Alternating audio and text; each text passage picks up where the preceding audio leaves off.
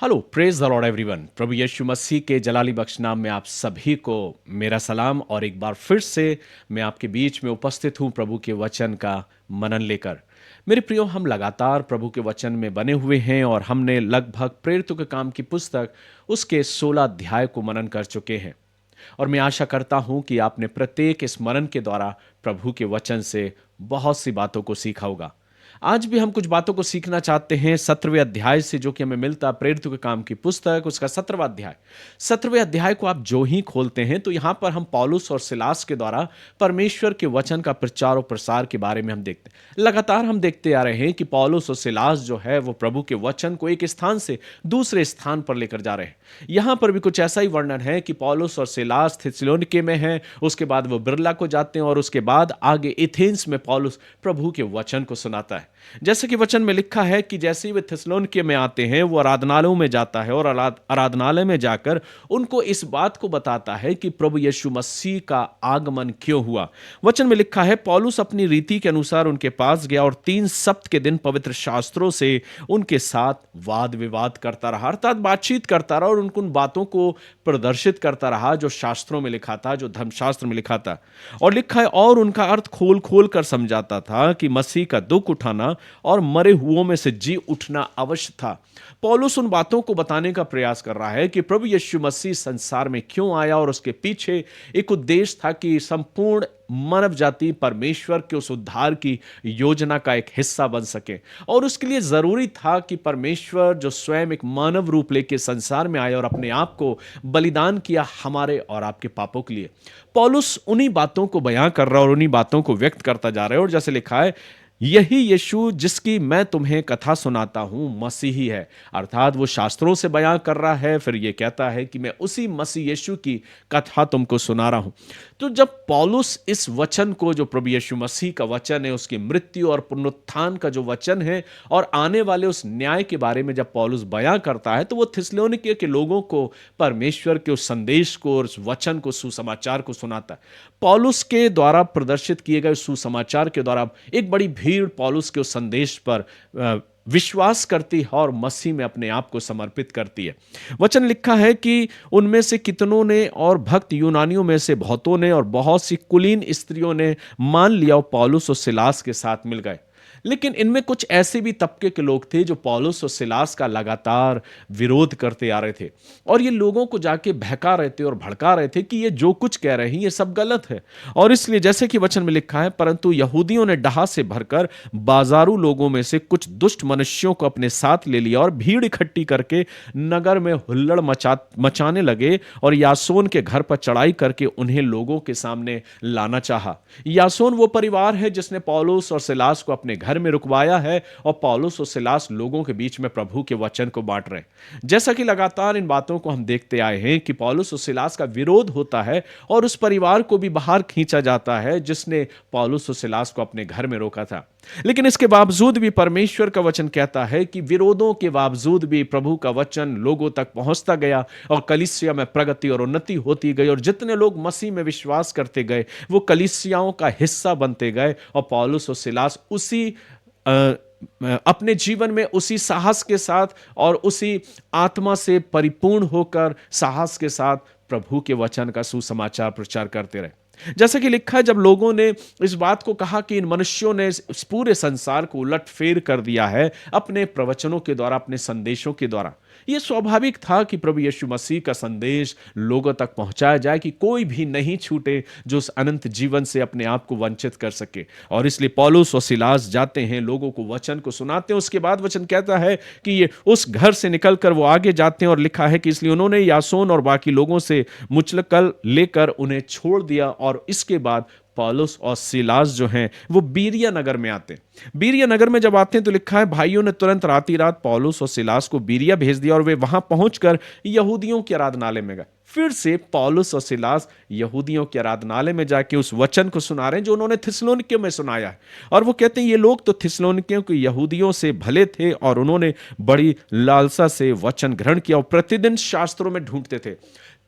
थिस्सलुनीके की जो लोग हैं, मंडली है, और जो बीरिया की मंडली है, इनमें एक डिफरेंस देखने को मिल रहा है। और वो यह है कि जो बीरिया के लोग हैं, जो कुछ पौलुस प्रवचन दे रहा है, जो संदेश को बता रहा है, जो मसीह यीशु के बारे में बयां कर रहा है, बीरिया के लोग जो हैं वो शास्त्रों को खोलने वाले, वो सुनकर नहीं पर सुनकर उस शास्त्र को खोलकर देखने का प्रयास कर रहे हैं और ढूंढ रहे हैं और खोज रहे हैं, और जब उन्हें मिलता है तो उस बात को विश्वास कर रहे हैं। जैसा लिखा है, और प्रतिदिन पवित्र शास्त्रों में ढूंढते रहे कि ये बातें यो ही हैं कि नहीं, इसलिए उनमें से बहुतों ने, और यूनानी कुलीन स्त्रियों में से और बहुत से पुरुषों ने भी बहुत विश्वास किया। अर्थात थिस्सलुनीकियों में और उसके बाद बीरिया में आने पर इस बात का पता चला कि पौलुस और सिलास ने देखा कि बीरिया के जो लोग थे वो बहुत उदारवादी थे। वो प्रभु के वचन को सुनते थे, प्रभु के वचन को खोलते थे और उसमें देखते थे क्या ये सब कुछ जैसा ये पुरुष बता रहे हैं वो सब कुछ लिखा या नहीं। लेकिन जब वो देखते थे तो वो विश्वास किया, और विश्वास करने के द्वारा उन्होंने मसीह पर विश्वास किया, और वो निरंतर अपने आप को कलीसिया में जोड़ते गए।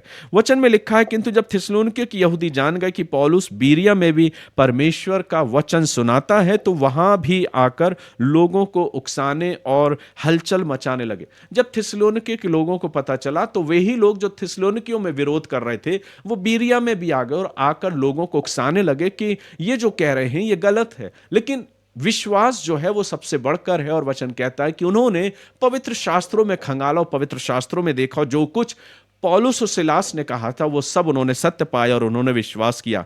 तब वचन में लिखा है, तब भाइयों ने तुरंत पौलुस को विदा किया कि समुद्र किनारे चला जाए, और सिलास और तीमुथियुस वहीं रह गए। जब आप इस अध्याय को पढ़ेंगे तो ये देखने को मिलता है कि बहुत सताव है, विरोध है, लोगों का विरोध पौलुस और सिलास को झेलना पड़ रहा है, लेकिन इसके बावजूद भी परमेश्वर का आत्मा उन्हें हियाव देता है, बल देता है, और आत्मा से परिपूर्ण करके उन्हें थिस्सलुनीकियों में इस्तेमाल करता है, बीरिया में इस्तेमाल करता है। और अब इस अध्याय का सबसे महत्वपूर्ण भाग जो हमको मिलता है, जो एथेंस के वासियों के बीच में पौलुस खड़ा होकर प्रभु के वचन को सुनाता है।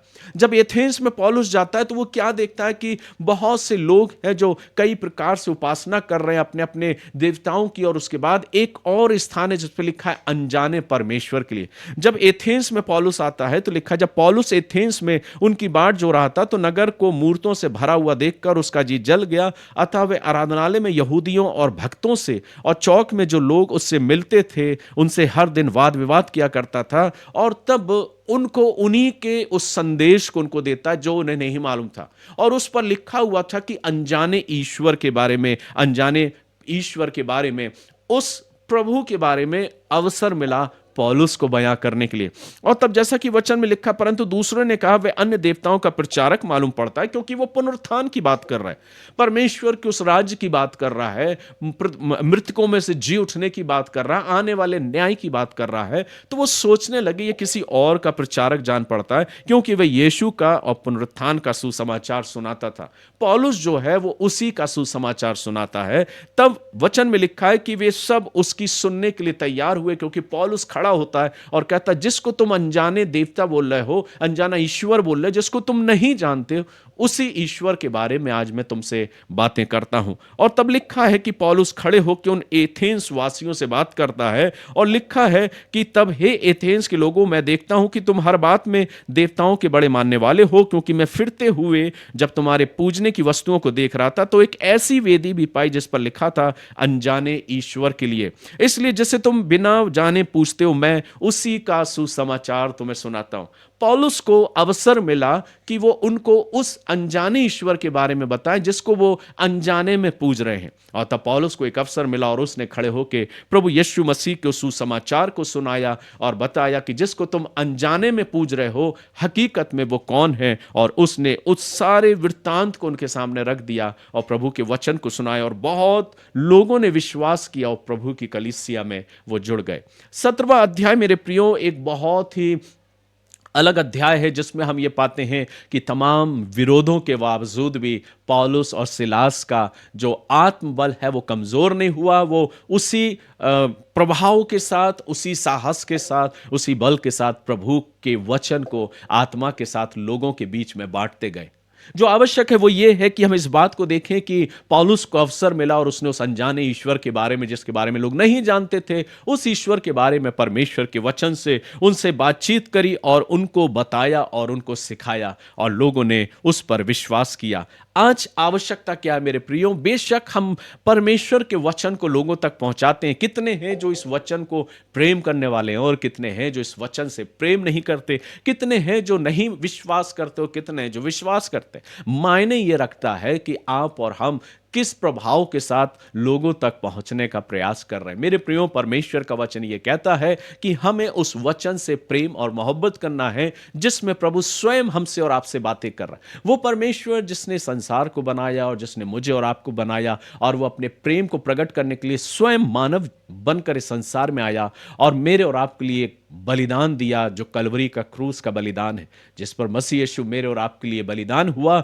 लेकिन बलिदान ही नहीं, वचन कहता अपने कथन के अनुसार वो तीसरे दिन जी भी उठा, स्वर्ग पर गया और पिता की दाहिनी ओर विराजमान है, और अब वो फिर से वापस आएगा ताकि हमारा और आपका न्याय करे और अपने उस अनंत जीवन में हमको प्रवेश कराए, जो उस पर विश्वास करते, यकीन करते और अपने जीवन को उसके अनुसार व्यतीत करते हैं। तो 17वां अध्याय मुझे और आपको एक शिक्षा देता मेरे प्रियो कि हमें और आपको अपने आप को प्रभु के वचन में यूं ही बना के रखना और प्रभु के विश्वास में दृढ़ता के साथ, मजबूती के साथ अपने आप को बनाए रखते हुए अपने जीवन को प्रभु की समीपता में व्यतीत करना है, ताकि हम इस वचन से आशीष को पाने पाए और हमारा जीवन प्रभु के वचन के अनुरूप हो। सो प्रभु आप सभी को आशीष दे। आशा करता हूं कि आज का वचन आप सभी को जरूर आशीष प्रदान किया होगा। अगर आपने आशीष को पाया है तो अपने लोगों तक जरूर शेयर करें, उन्हें भी इस आशीष में संभागी करें।